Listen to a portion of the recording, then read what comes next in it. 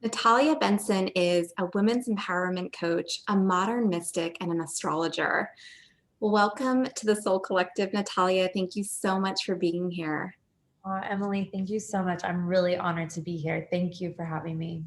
Yeah, you really are helping people all over the world to build conscious careers and really establish work-life balance and really come into power around money.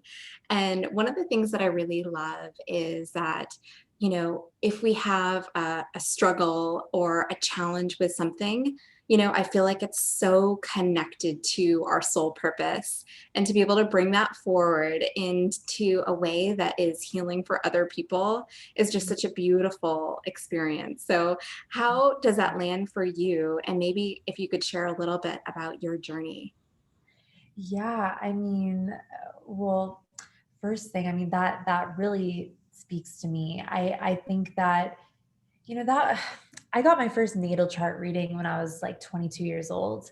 And at the time, I was very lost. I had um, a dependency on drugs and alcohol. And I just knew somewhere deep down that I was meant for more, but I didn't have any kind of framework for how to really open up and own what I loved and own what I wanted. And plus I was 22, I was like a little BB. When I talk to my girls now who are like 22, 23, and they're like, I feel lost. I'm like, that's totally part of the program. Don't worry. It's sometimes I feel like one of my favorite spiritual books is Conversations with God by Neil Donald Walsh. I don't know if you got to read it, but one of the first books I ever read in kind of the new age category. And I remember he said something. He said, you have to first be what you are not in order to become what you are.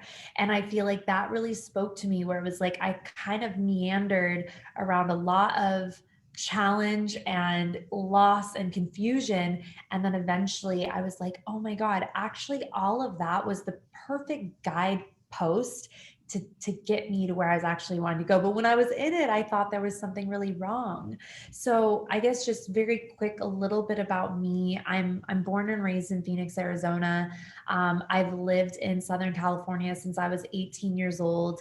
I was not raised by astrologers or tarot readers or spiritually inclined people. People always ask me that. They're like, were your parents astrologers? Or was like somebody into this? And I was like, oh my God, not at all.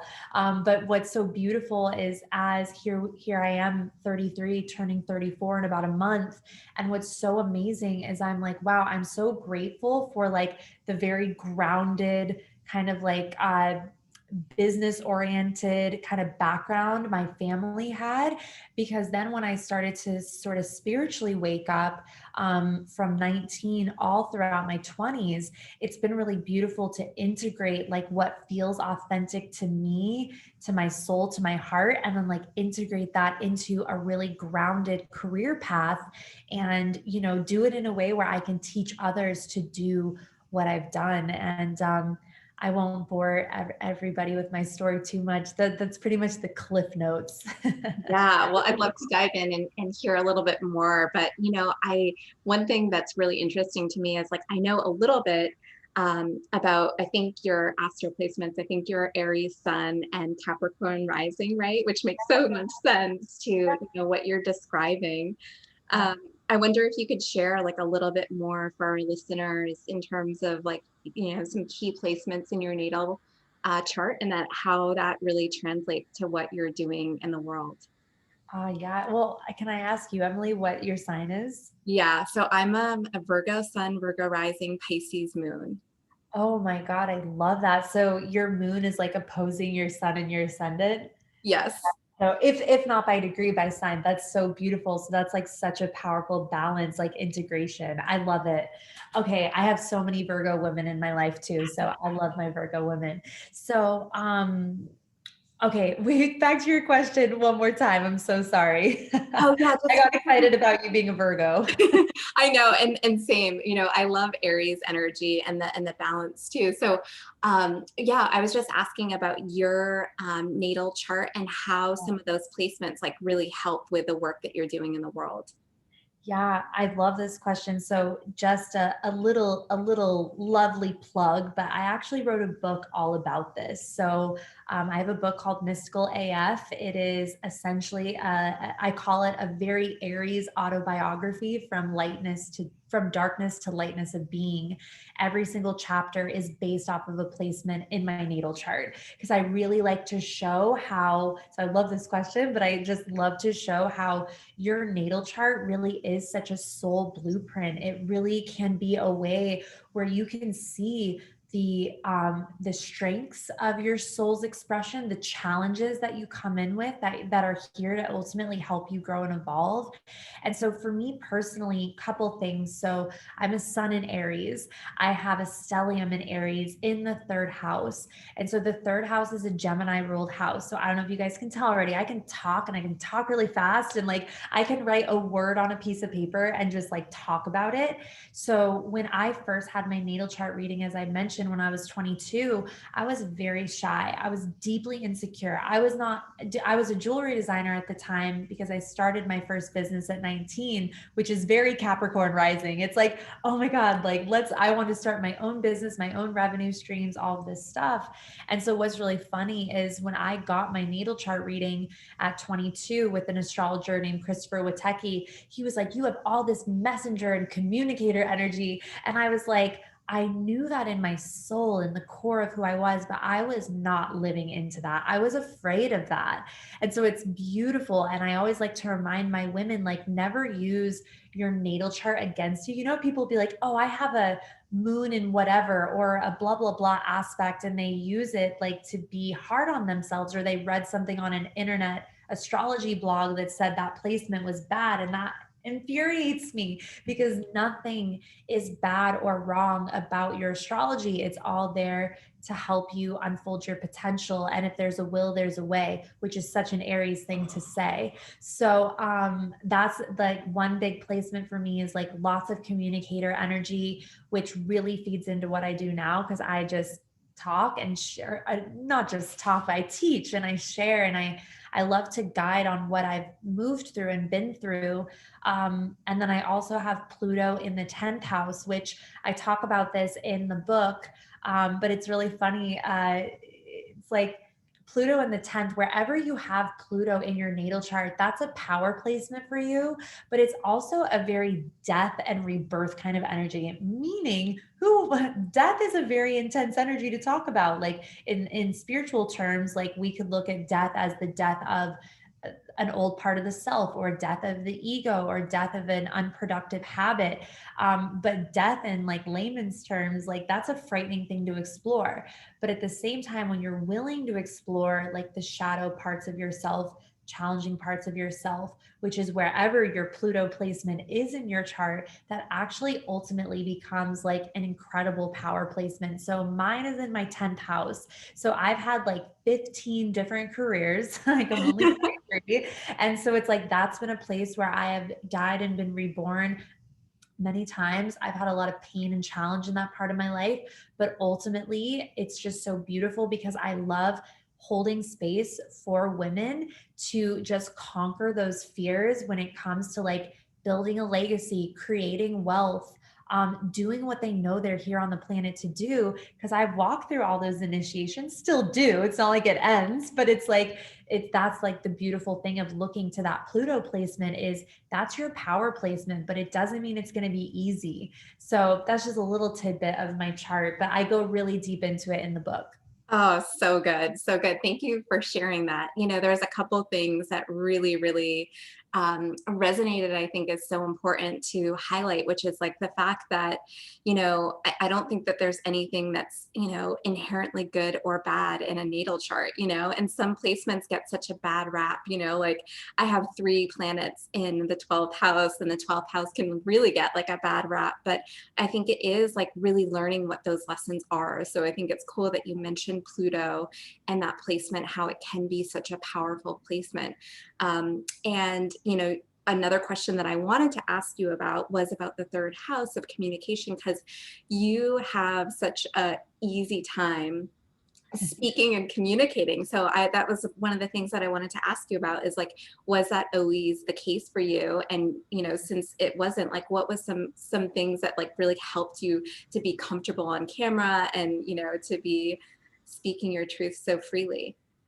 Oh, I love this question. So, well, first things first, my mom told me when I was like 8, I was in like second grade, moved to a new school, and she said at the parent teacher, like whatever, like introducing me to the class, I stood up on a chair and like thanked everyone there for like being nice to me. And I like did this little oration. And my my mom said the teacher walked up to her and was like, wow, we've never had anyone do this, student do that before.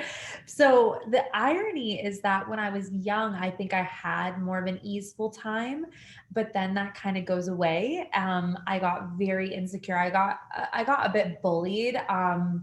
Not even a bit. Like I was bullied when I was younger, and I think that that really like closed down that expression center, and I just wanted to fit in. So I was kind of on that train for quite a while. And then when I started to get into astrology and into spirituality, like 19, 20, 21 was kind of those budding years for me. Um, the first thing that I became really aware of in like spiritual practice was just how much pain I was holding around my expression. And I'm very into past lives. So I don't think that, what comes through, it's just from this present incarnation. I think there's also things that we can carry through from our ancestral line, from other incarnations we've experienced. So um, I would say as I moved into my 20s, uh, really starting to do mirror work, working with affirmations and Kundalini yoga. These were all sort of my tools that I think slowly but surely helped me own my power, like more and more and more, and just kind of open up that communication. But I always like to tell my women, my students, I wish I still had this video. I think I deleted it into the recesses of like never again so no one could see it. But the first video I ever made it's embarrassing, but it's like it's the first time I ever used my voice, and it was after that astrology reading that I had. And I look like such a disheveled mess. I was an addict. I was having a hard time at the time, and when I look at it, I can see and feel all my pain and how hard it was for me to speak. But guess what? In that video, a hummingbird flew into my apartment. It literally blasted in while I was recording into the interior of my place. It stayed there for an hour. And I felt like that was the universe or God or whatever speaking to me and reminding me, keep going with this. Like, do not like, because by the way, like on a digital camera, like on my chair, like there were no iPhones at the time. I think I had a BlackBerry or something, but it was like, I was so nervous to do that and put out this video. But when I did, people flipped out. And I wish I could still find it because I like to show, not only because it's freaking magical, but also because I just want anyone to see who's maybe afraid of beginning or struggles with their voice, that you can, like, I wasn't always like this, like at all. Like maybe when I was a kid, but I lost it, and getting it back was not easy. So or not even getting it back, but creating it in alignment with who I am and choose to be as a young woman it was a hard process. So, but if I can do it, anybody can, because it was hard for me. I think that's so powerful. Like, I wish that we could see more of that with like people's journeys, you know what I mean? Because it's like everybody starts somewhere, you know, and you can't like grow unless you take the leap forward. Yes. What I love to share all my embarrassing. I don't delete any. I've had my Instagram for I think about 9 years. I haven't deleted really anything from the beginning because like I tell my women and my students, I'm like, scroll down there and go see who I used to be. Like you can see that anybody can change. So if you want to check that out while you're listening to this, it'll take you a couple minutes to scroll. But just if you want that inspiration that you can transform and become and step into your potential. Like I just like to be honest about my process and my journey because I think it just reminds that you can do it. It may not be easy, but you can definitely do it. Yeah. And I'd love to hear about your journey with money. Like, what has that been like for you? Yeah. Oh my God. So, man, it's been tough. Here's the thing. I want to make an astrology, like an astrology context for a second, just for anybody who's super into astrology or interested in it. But I've experienced like a full blown transformation over the past, let's say 10 years or so, slow moving. So Pluto, and if anybody wants to know why 2020 was so intense from an astrological perspective, my pers- my perspective as an astrologer, it's Pluto. We had a lot of big conjunctions to Pluto. So as an individual, because I have a Capricorn rising and Pluto's been moving through Capricorn, I had it going through my 12th house for like 10 years. And so the 12th house is beautiful. Like the 12th house is like, it's funny that it gets a bad rap, or it's people are, but I just think people are scared of it because they're afraid of their own unconscious, and they're can be afraid of the infinitude of their soul. It's okay. We all are. We all have an ego. It's part of the human experience. But having that Pluto move through my 12th was very intense because it was like that beckoning for me to heal at a deep, deep level. Like, think of Pluto as like your most intense mentor or your most intense coach or guru or your whatever, whoever's been that archetype for you in your life. It is like literally will not let you hide. It will not let you like get away from your shadow. It's like you have to work with it. And that's where so much of your light pours through. And so for me, moving through that transit, anyone who has a Capricorn ascendant has moved through that transit or is moving through it now. And that was a huge part of my transformation. So I just want, and let me just like, just before I dive into the money piece, it's not that something I always like to make sure when I talk about astrology is that the planets are not doing anything to us. It's how we are responding to the energy of planetary motion, planetary movement. And that's where it gets a little woo woo and mystical. So, anyways, I digress, but I just wanted to make that little note there because you'll hear me talk about this a lot, perhaps in this conversation, because I've changed so many parts of my life very drastically, and in a relatively short amount of time. 10 years in the span of a lifetime isn't a ton of time. But when it comes to money, I used to like barely be able to keep $50 in my bank account. I just had a very averse, kind of avoidant relationship with money, a lot of fear around money. And I was afraid of making it. I was afraid when I actually had it. Like, I just didn't have a healthy, clear relationship with it. And so through my 20s, as I started to get interested in spiritual work, and I discovered, oh my God, like there's like spiritual prosperity. Like they don't teach you that at Wells Fargo. Like I was like, wow, like this is cool. And so I started to get really fascinated, especially when I was studying a lot of Kundalini and practicing that there was this concept of prosperity, and that prosperity could flow through your money, flow through your relationship to abundance, whatever. And I started working with those energies. But all the while, I also was building businesses and figuring out ways to be true to my heart and the core of my soul, but also make money. Like I didn't want to work for other people doing things I didn't believe in or align with. I wanted to make sure that the money that I was making was coming through me helping other people. Like that was just a really deep goal of mine. So my 20s were sort of this intense sort of myriad of activity of just like healing, at the level of how I understand money, healing my confidence. Because I think for something I noticed with a lot of women, myself included, throughout my journey, is that we have an idea and then we question it, or we have an idea or we wonder what everyone else will think about it, or we want to begin something that is about us making our own money and being in tune with who we are from a soul level, and then we worry about, how we'll be perceived or being looked at as a beginner. So I'm very passionate because of my own process and getting to know myself and healing my relationship to money, that women know, or anyone listening, that if you just choose to begin to create a more clear, organized, and respectful, loving relationship with money, it can and will change. And it may change even faster than you could ever imagine. But I always joke with my gals, like, organized and clear equals wealth. Like, when you're organized and you're clear, you can create wealth because you can create goals, and your money isn't this like hidden thing, which is what it used to be for me. I was like, yeah, don't see, don't speak, don't look at it, don't listen to it, whatever. And I just didn't want to look at it, and that wasn't doing me any good.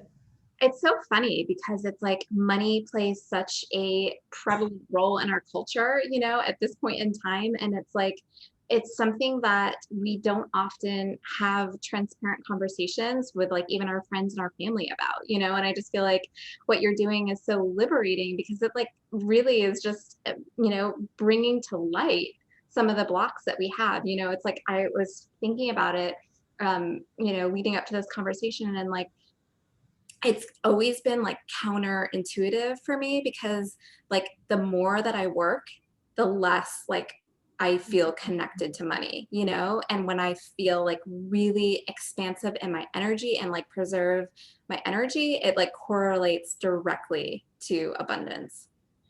That is so beautiful. And that's everything. That took me a very long time to land on exactly what you just said. I remember I had a coach a couple of years ago who I used to experience so much stress and strain around money. And I had this very like constricting relationship with it.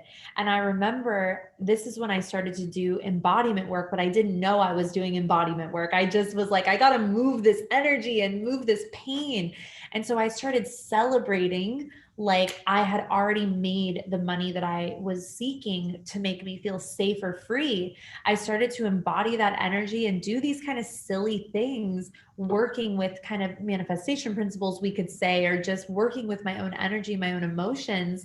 And I remember I did that once. And then this client that I'd been waiting to pay me, who was late on payments, literally sent through like all three of her payments at once. Wow. And it was as soon as I let go. It was as soon as now you guys, I always like to say too, and Emily, I'm sure you can attest to this. It's not, I like to talk about this when people put the words money and manifesting together. It's not just like, okay, like I'm a millionaire, I'm a millionaire, I'm a millionaire. Okay, where's $1 million? Like holding your hands up in the middle of like the parking lot or something. It's like, what structures have you built to allow that money to flow to you? What are you giving through those structures? I believe business, and this is something I've learned from many, many teachers and mentors, business is an act of service. Like any business we have, whether it's a spiritual business or you're shopping at Whole Foods or a florist or whatever, you're receiving a service. But for us, especially being in, I like to call conscious business, you're flowing your ideas, your wisdom, your love, your energy, your confidence, your peace through the structures of your business and welcoming in money, prosperity. It's a beautiful sacred cycle. So yeah, I just wanted to touch on that. So it's not just like, oh, I'm rich, I'm rich, I'm rich, I'm rich. But then meanwhile, you don't have any way of receiving that money, or you're not willing to give more for that rich energy.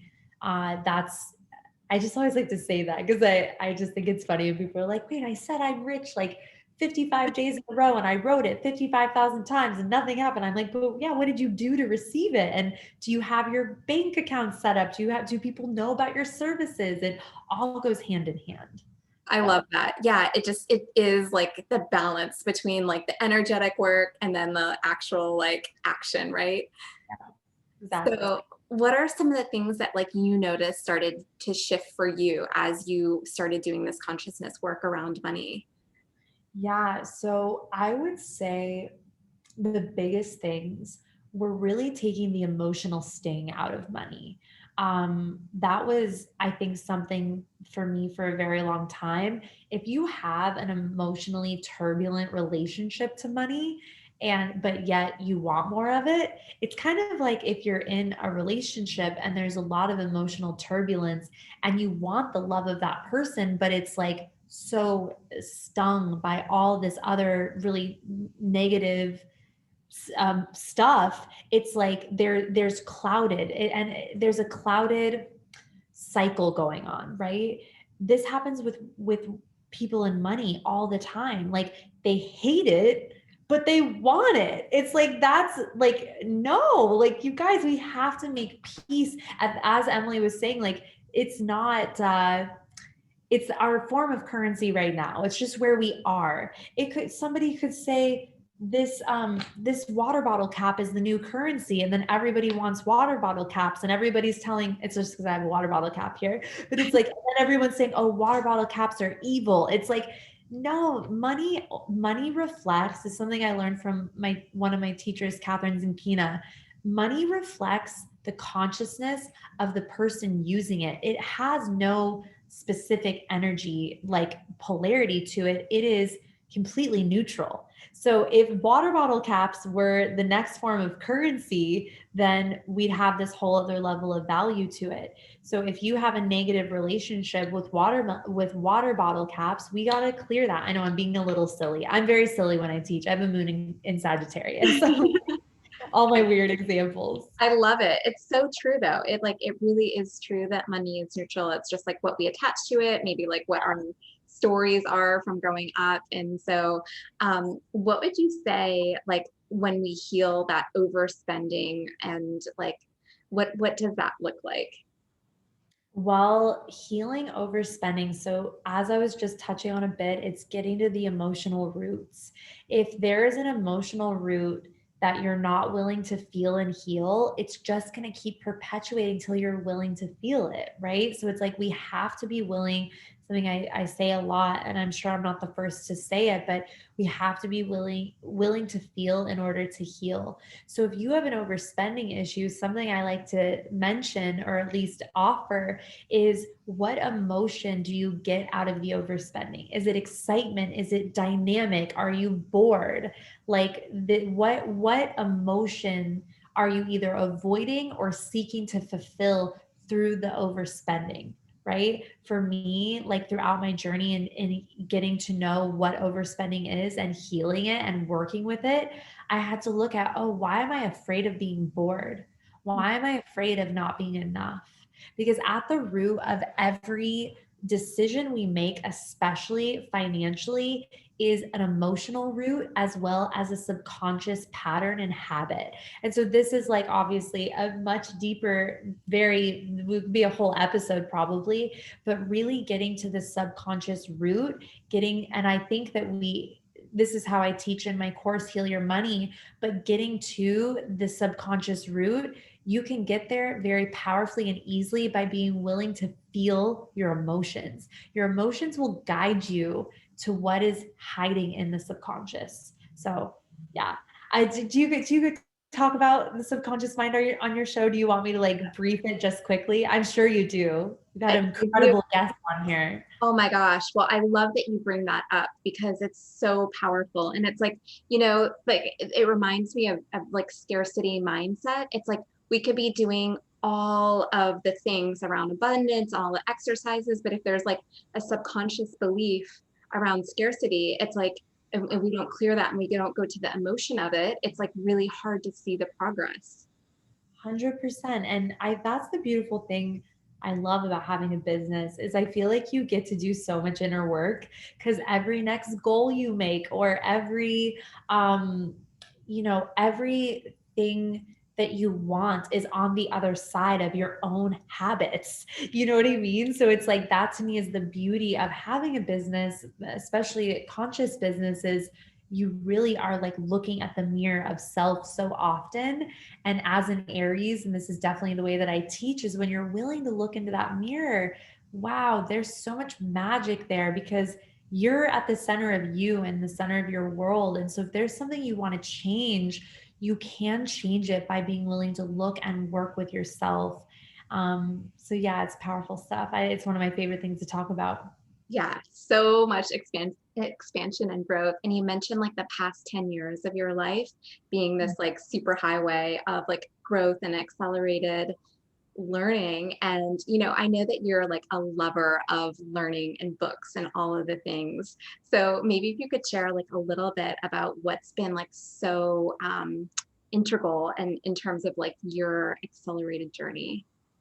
Oh my God, I love this. Wow, you have a phenomenal questions. So I will personally like books have been everything for me, especially in my 20s when I had that $50 bank balance and I didn't know coaching existed. That was kind of all I had was just reading and doing yoga, like reading yoga, like that was really what made it for me initially.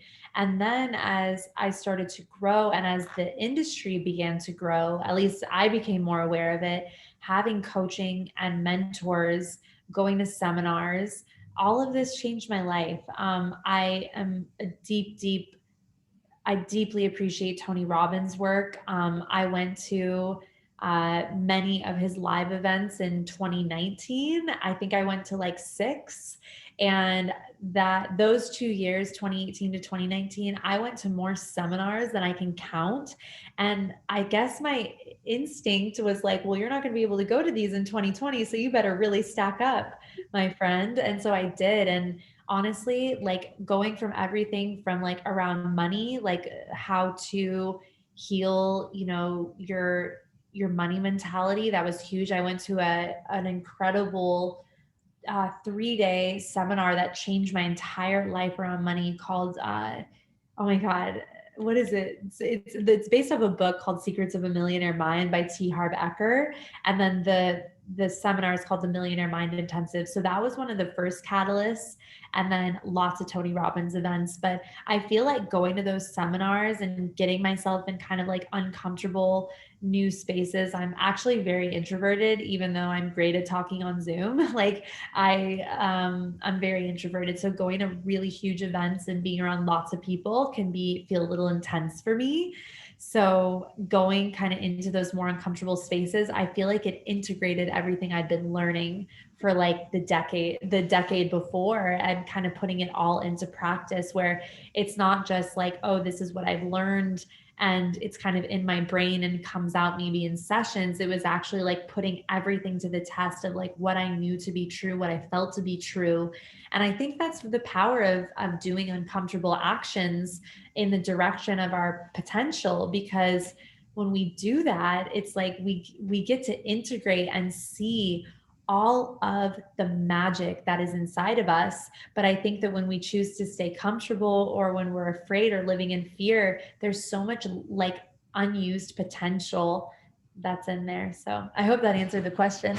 Yeah, it does. And it's so interesting. Like I find that, people who are like really doing something extraordinary tend to be the people that invest the most in themselves, and even if we can have like some level of success or growth, like, it's easy to get stagnant or be like, okay, I got this, but like the people that are hungry for the growth and like continually understanding that like you are your biggest asset, like not being afraid to invest in yourself. Mhm. It's like that is everything. And I feel like that to me is the beauty of this industry in its most positive, empowering expressions, is that having an industry that's growing, like wellness, coaching, mentorships, like learning and knowledge brokering, all of this stuff to me is so magnificent, because especially when it's being done in an integrous way and it's being done with the true spirit of like wanting to help and serve people, to me it's a turning point. Like having an industry that generates billions of dollars based on people getting wisdom and information to make their life better, that's fucking awesome. Sorry, Beck, that's hopefully that's Totally, it. totally agree. Yeah, another thing that I wanted to ask you about that I find really empowering is that you share really openly about your experiences with love and really calling that in and sharing your love story. So I'm just curious, like for you, what your journey was like of like dating in LA and then like meeting that person. Oh my God. Well, again, just like every other part of my story, it was just an absolute shit show. So dating in LA was hard. It was just like, first off, the reason it was hard also was because I had a I just didn't have great self-worth. So like that bled into my money, bled into my confidence with my businesses or lack thereof, as well as with men and dating. So dating was tough, and I kind of went very extreme where I either be dating and really looking for a relationship, or I would go just completely abstinent and just like focus on my work and my business and just totally abstain from all things love, relationships, intimacy, also not healthy. So I kind of was on that roller coaster for many, many years. And I will add, just because this will be an important part of the story, but in 2018, I discovered EFT tapping through a woman named Gala Darling. I read her book, Radical Self Love. And just a couple of days before, I'd been dating someone, and I used to have like unbelievable abandonment fears. Like, I had a past life regression when I was like 24, and the regression therapist, well, whatever, she was great. And through it, I learned that I'd been abandoned in this other life, blah, blah, blah. And here's the thing, when I was dating from like 18 onwards, I always wondered why I could not stomach dating. I was so afraid of being alone, so afraid of being rejected. It was this really it was crazy. Like, it's actually hard for me to talk about because I healed it with the EFT tapping, that I don't have any relationship to it anymore, but it used to be really crazy. And so in 2018, after years and years of this merry-go-round of extreme dating or not dating at all, I started to date someone. And I remember all my fears. I'd go on like 2 dates with someone, and then every time they call me, I would like sweat so badly.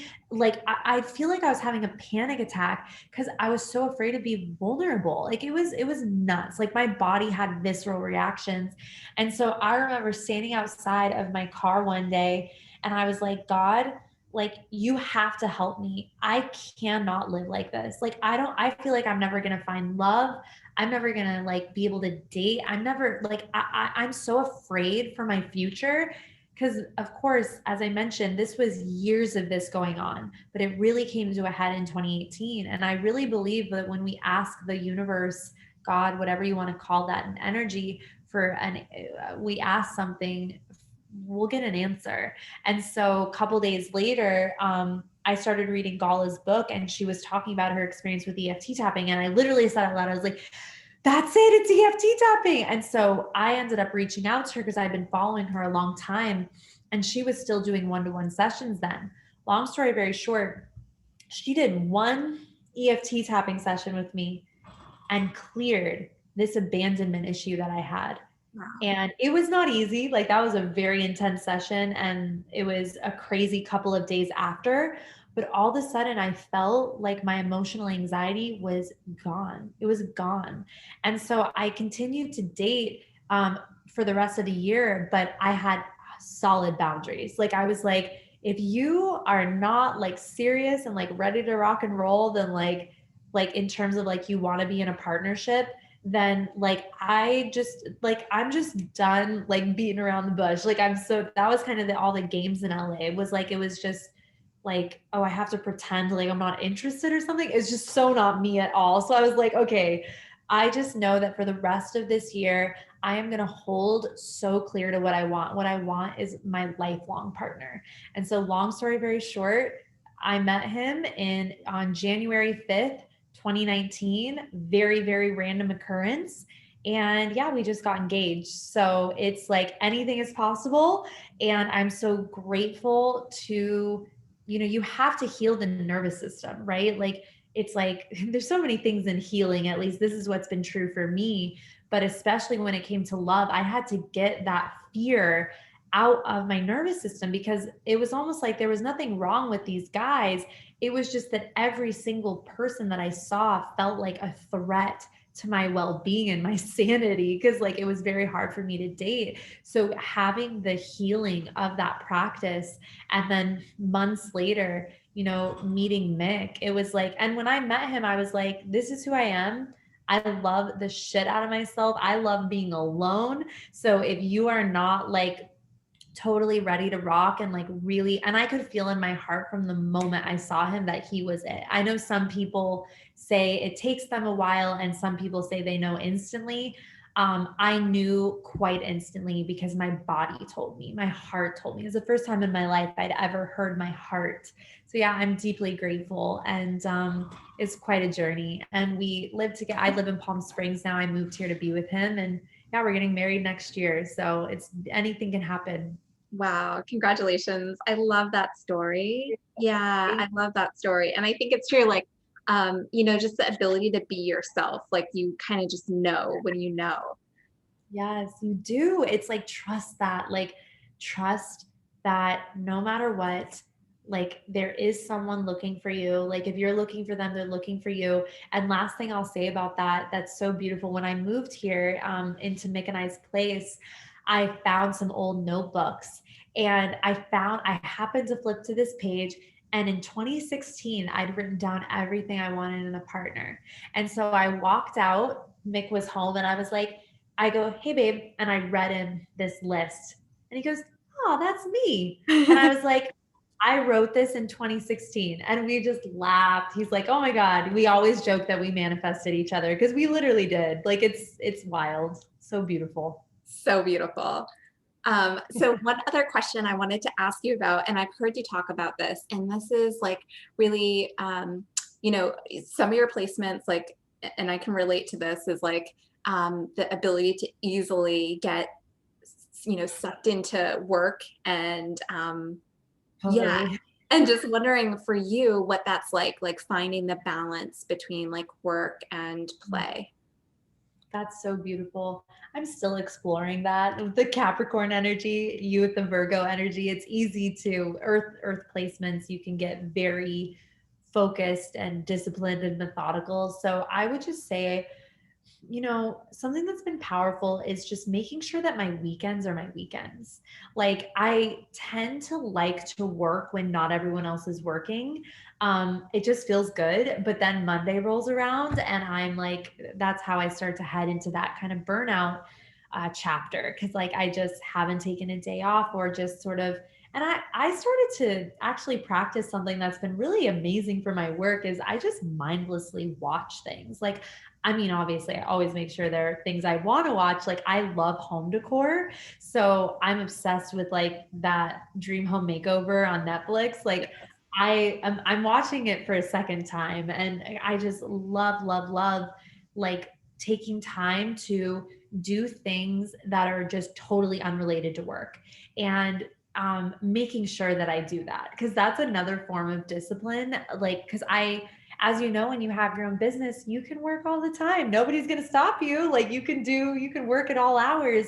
But the truth is something I've learned over the years is like that my body, my soul, my feminine does not respond well to that. And I get really exhausted and then I don't show up in my best for my students, my clients, my community. So making sure I do those things that maybe to my left brain are like, oh, you could be doing this and you're watching this Netflix show for the third time. It's like, but that stuff is really beautiful. And just making sure to have pleasure in my life.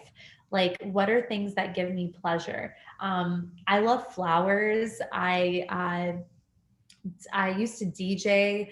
I'm actually just about to buy my equipment again because I'm like, I know it's healthy for me to have like something that I do that is unrelated to my to-do list, And when I say I love flowers, just because I love like arranging and like I just love decorating my house. So that's just doing these things that just sort of feed that other part of me. And then I find that it helps me with my work. It helps me show up even better.